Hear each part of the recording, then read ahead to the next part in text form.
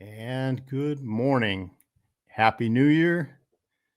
We are back. I am back. I guess we've always been here. There's someone in the comments. Lucas, present. Happy New Year, my man. It's been a couple weeks since we've been here, but I'm Joel Fieri. This is Christian Perspective, otherwise known as the Faith Filter. And Lucas, since we have someone present, I think we'll just go ahead and get going. I'm talking the Iranian, whatever however you want to pronounce it.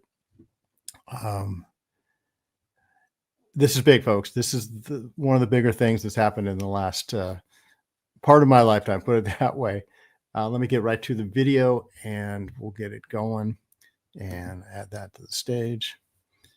And let's go with this.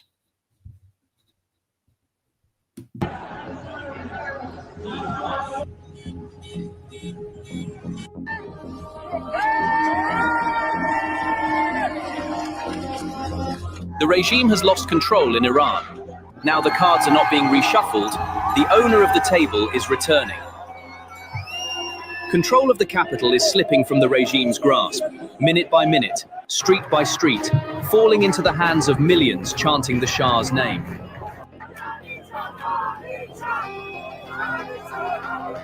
From Baluchistan to Khorasan, from Tabriz to Khuzestan, from Hamadan to Tehran, a nation of 92 million has overcome the wall of fear.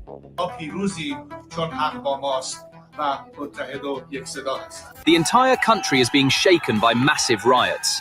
There is no longer fear in the streets, only angry Iranians who say,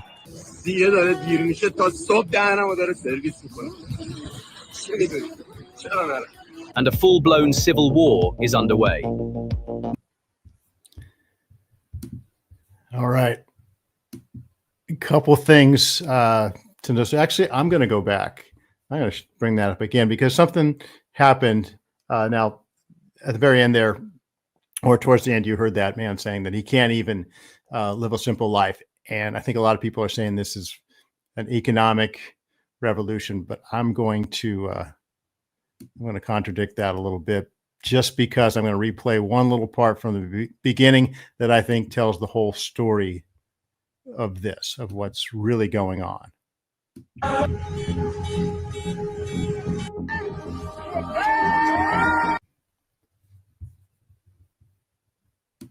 Right there, folks. That's it. Those women are throwing off their burqas, hijabs, niqabs, whatever the word for those trash bags that they have been forced to wear for the past 45, 47 years. This should be the symbol, just like the Chinese man standing in front of the tank in Tiananmen Square, or Ronald Reagan saying, Mr. Gorbachev, tearing down this wall, or George Bush standing on the pile at 9/11 saying these people will hear from all of us soon. This is what it's all about. And one of the ironies of this is, and I'll get to a small clip a little bit later, but this is where Western society is just so backwards, and the progressives are so mired in their own agendas and their own ideologies.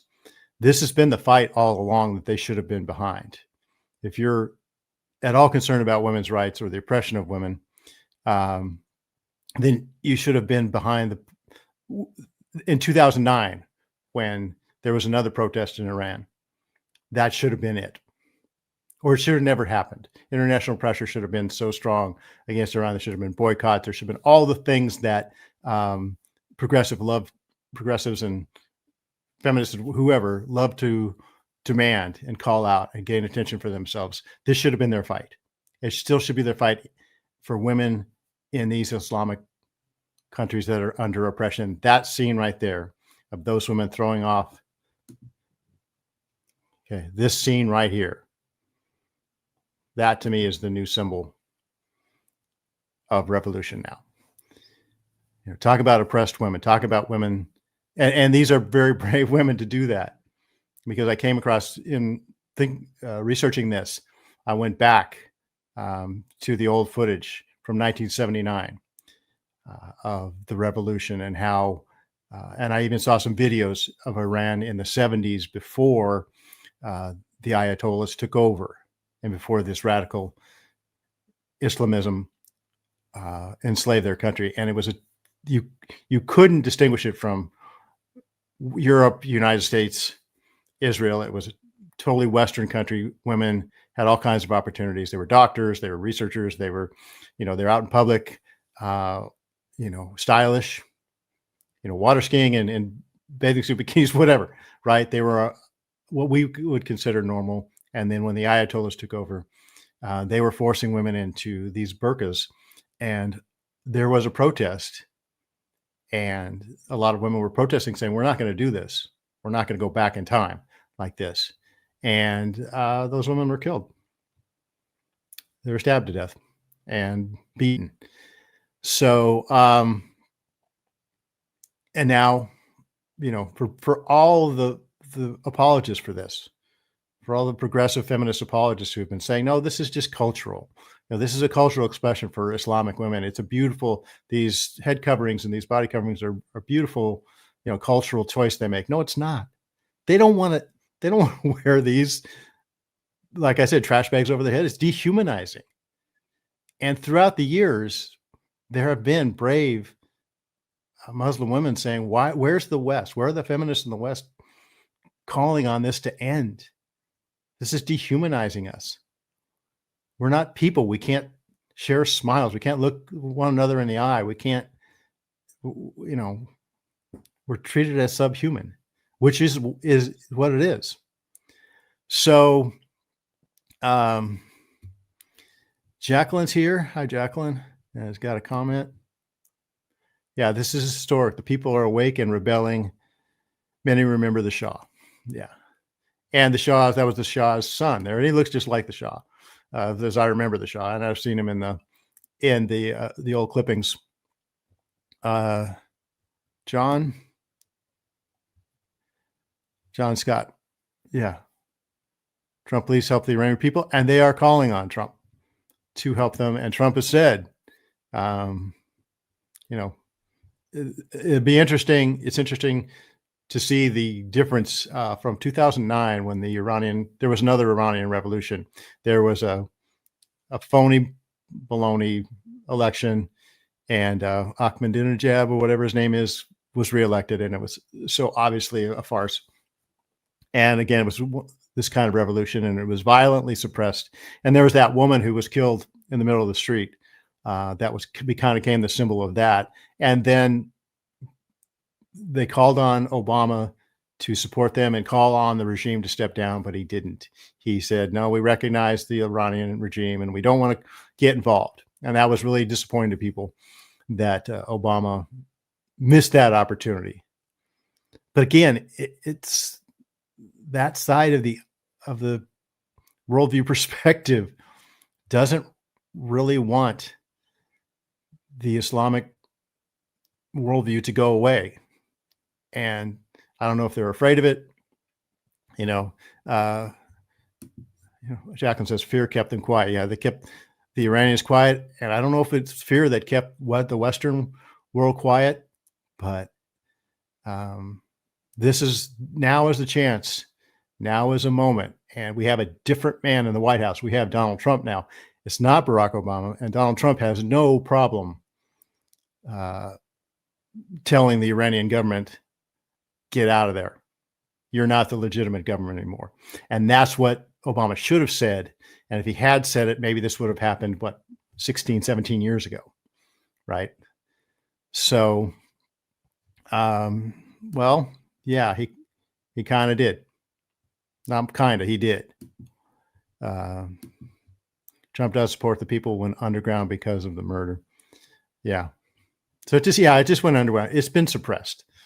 And again, that's why that symbol of those women throwing off that covering is just, to me, is just awesome. I've been waiting to see that for 47 years. Okay. This all happened again. Me, I always go back to my past. And I like to talk about these things as kind of a span of my lifetime that I've been watching.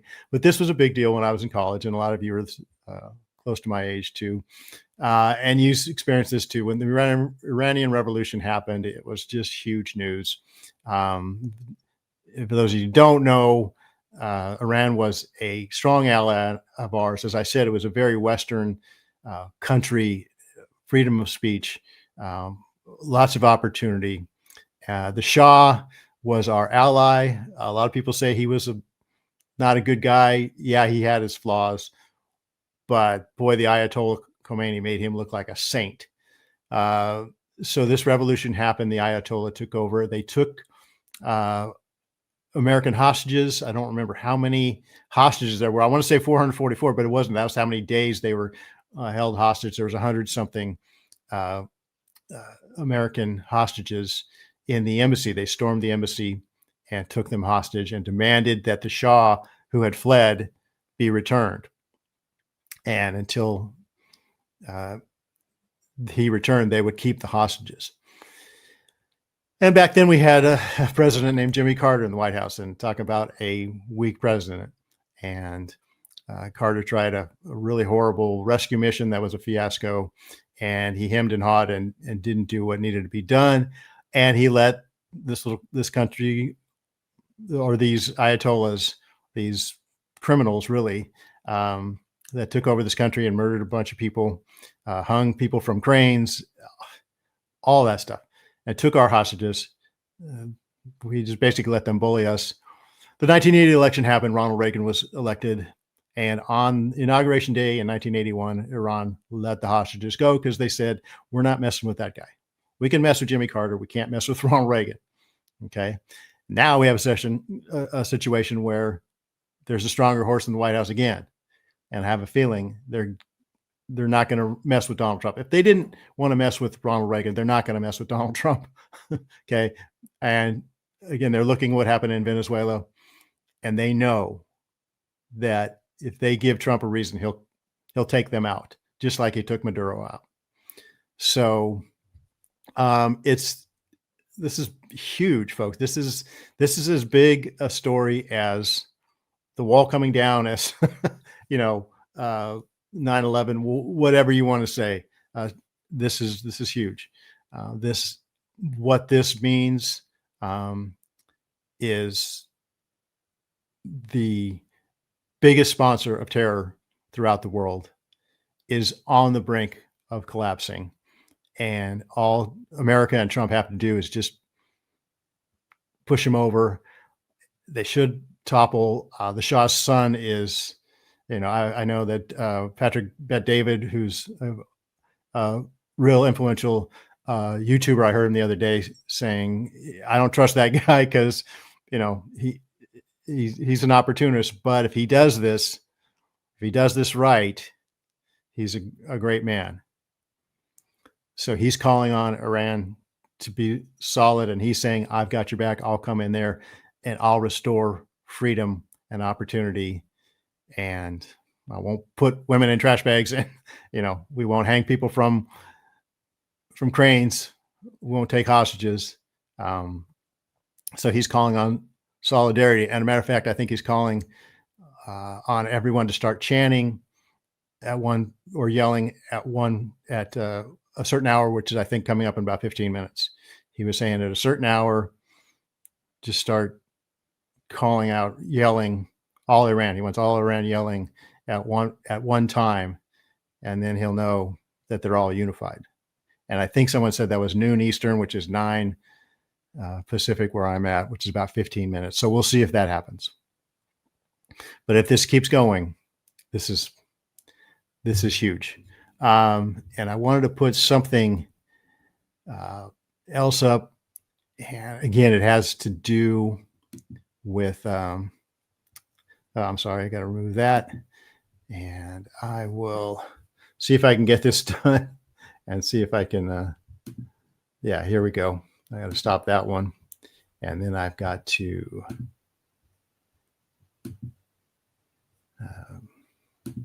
share this one here. And this is from another show I was saw in my research. And this is this woman says what I was saying before. The human rights advocate. This is another Iranian woman saying why the humanitarians won't stand with Iranians and fight for freedom. As an Iranian, the number one question I've been asked over this past week, while the biggest anti-oppression revolution is unfolding in Iran right now, is where are the humanitarians? Where are the road blockings? Where's the BDS, the boycott, divestment and sanctions? The student encampments, Greta Thunberg? Where's the Freedom Flotilla? Where's AOC, Bernie Sanders, Zohran Mamdani? Where are the celebrities dedicating their award acceptance speeches to the brave people of Iran? Yeah, that's a good question. Where are they? Yeah, it is a good question. That's a very good question. Where's Greta Thunberg? Right? Where's her Freedom Flotilla? Where's, Leonardo DiCaprio and,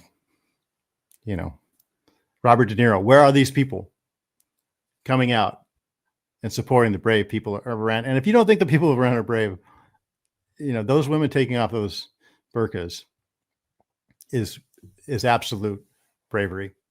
And let's see, what have we got?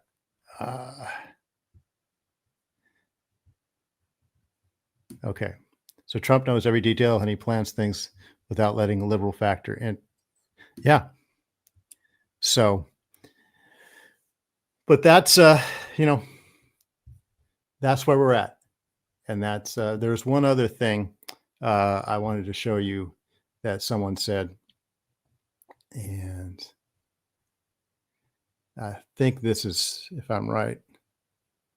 No, I'm not. So I had one other thing to share, but I think I put down the wrong time signature. So we won't worry about that.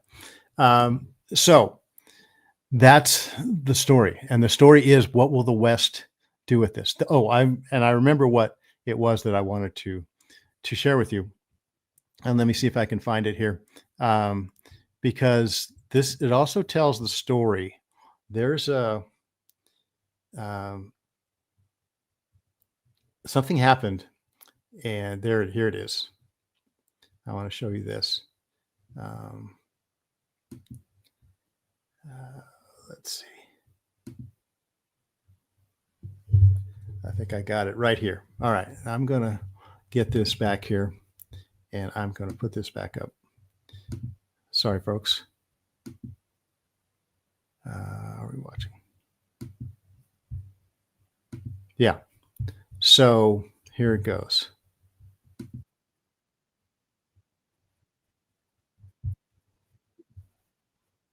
Oh, sorry. I'm sorry. I did not add it to the saying, stage. which is what you would expect from the Iranian regime. Students responded with. Let me see here. Sorry about this. Okay, are we here? Yeah, we're here.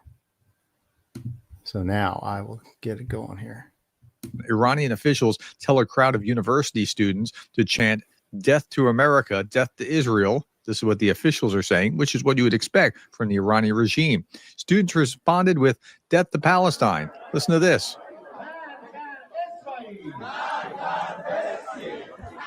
How about that? And they don't know what to do with it. No, they certainly don't. So that gives you also a perspective. And this is something that is kind of flies in the face of the human rights people that the Iranian woman was talking about. Where are they? They're having flotillas to Palestine. They're blocking intersections. They're on overpasses. When I drive down Interstate 5, right, in California, and they're on their acceptance speeches. All these celebrities are coming out, right? That, again, Greta Thunberg, she's all over it, right? She has this flotilla, and everybody's talking about Palestine. And you would expect that the people in Iran would say the same thing. But instead, when he says death to Israel, death to America, what do they respond? They're saying death to Palestine? Because they know what's going on. And this is for all the trolls when I go on, for those of you who don't know, a friend of mine takes these clips, short clips, or on this show and puts it on the internet under my name and with all permission from Michael and everybody.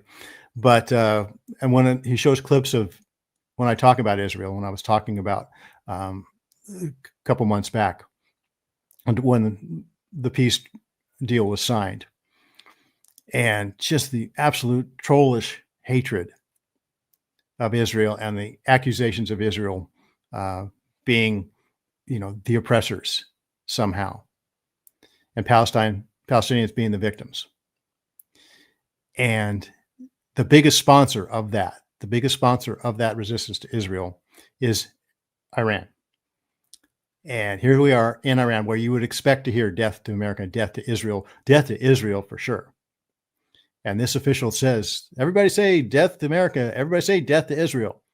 And what do they say? Death to Palestine, because they know, that young man saying, I can't make a life for myself. I can't even, because I wish I'd just curl up and die. I have no economic freedom here at all. The country is completely broke because all the money from the mullahs, all the money from the revolution is going to Hamas and Hezbollah to attack Israel. And the Iranian people know it. And this also goes back to what Benjamin Netanyahu said a few months back when he was telling the Iranian people, hey, we're going to start bombing you. And this is what your government has brought on top of you. And he said, you're the great Persian people. We're the great Jewish people. You're the great Persian people. You're the people of Cyrus and Xerxes and all these other people. The Bible stories talk about how the Persians, especially Cyrus, liberated the Jews in exile, let them go back to their homelands to rebuild the wall, all that. The great King Cyrus, right? You guys are the descendants of that. We have this great heritage in common. You deserve better than to be ruled by these thugs. And look at what they're going to bring on you. So this is, again, you think they control when I talk about Israel, when I mention Netanyahu, oh my goodness, right? But this goes back to what he said. And this proves that he knew what he was talking about. The Persian people, the Iranian people don't want this theocracy, this oppressive Islamic extremism. And this guy's saying, I have no economic freedom. Those women throwing out the burqas, we have no freedom, period. They keep us in bags. They keep, talk about oppression. No woman in the West really knows what oppression is, I don't think, unless they have been to Iran and been under those circumstances. But, and again, this is not to say, this is not me saying death to Palestine, but this is them saying in the face of their government, we are not buying what you're selling. We know what you've been doing. We know you've been funding all this at our expense. We're not going along with this anymore. And this, like I said, this is the biggest news. This is the biggest sponsor of Islamic terror in the world. And the people are saying no more. So it'll be interesting to see what happens with the Israel situation, with the situation all throughout the world, with ISIS, Boko Haram, whatever, Hamas, Hezbollah, the Houthis, all these groups that are getting Iranian funding. And again, I don't know if all of them are, but it's interesting to see if anybody will fill that void. Because without funding, without Iran funding these terrorist attacks around the world, there's no other money coming, I don't think. So, like I said, that's why I say this is huge. And that's why I say, again, I'm putting this out and I'm declaring this. I am declaring that scene of those women taking off their burqas as the symbol. Here, let me put it up again. Okay, this is the symbol to me of this Islamic Revolution, and this should forever be the symbol, just like so many others. There it is. Take that in. So, again, for someone who lived through that, who was on a college campus at the time that Iranian Revolution happened, all the Iranian students marching, saying "Death to America," and all everybody. I wasn't one of the ones shouting back, but a lot of people were shouting back, "Nuke Iran." It was "Death to America and nuke Iran." Death to America and nuke Iran, and that was the feeling, because they had our hostages. Diplomatic people that, you just don't do that. You don't storm someone's embassy. That's their sovereign ground. That was our sovereign ground. They did it. They took hostages. We had a weak president that let it go, and then a strong president came. We got the hostages back, but that regime took hold. And for the last 47 years, it's been oppressing its people. It's been sowing terror throughout the world. Now it's on the brink. And I think we've got a president that knows how to tip it over. And that is so huge. That's such a big story. Because this has been most of my life, most of my lifetime, all of the lifetime of people born after me. I'm no spring chicken, right? This is like when the wall came down. The Iron Curtain had been up my whole life. I didn't know any better. And someone that's my age now, what I was back then, has never known anything other than this radical Islam. It's taken over Europe. It's taking over parts of the United States. But now the model for that, the inspiration for that, the very beginning of that, the biggest driving force of that is now about to fall. And when that falls, I will be very interested to see what happens. But this is the cause that we all need to get behind right now. And like the Iranian lady said, I don't see a lot of the usual people who will stand for human rights. We don't see them stepping up, at least not yet. But boy, if they have an ounce of integrity in them, they will. But I'm not holding my breath, because this doesn't fit the narrative. Those students chanting back and saying, no, we're not going to say death to America, and we're not going to say death to Israel. We're going to say death to Palestine. That gives the lie. That exposes the lie of the whole thing. So it's been exposed now.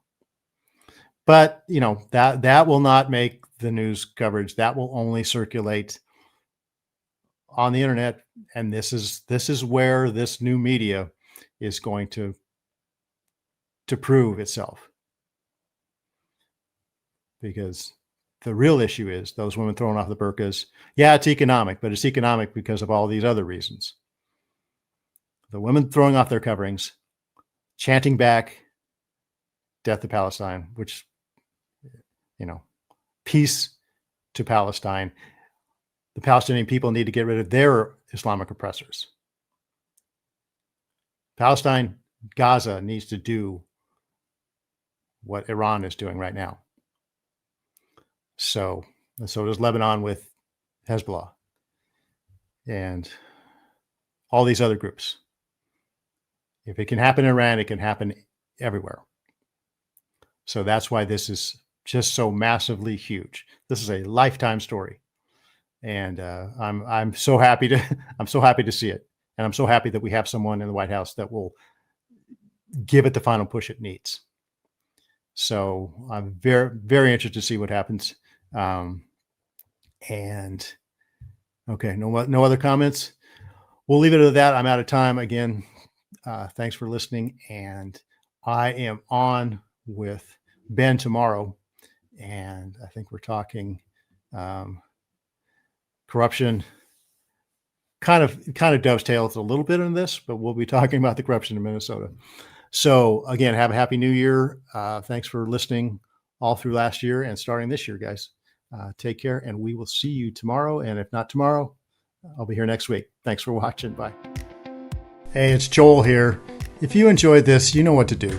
Go ahead and hit that like button, subscribe, and share it with someone who might need to hear it. And if you disagree or have a different thought, please leave a comment. I'd love to hear what you think. Thanks for watching.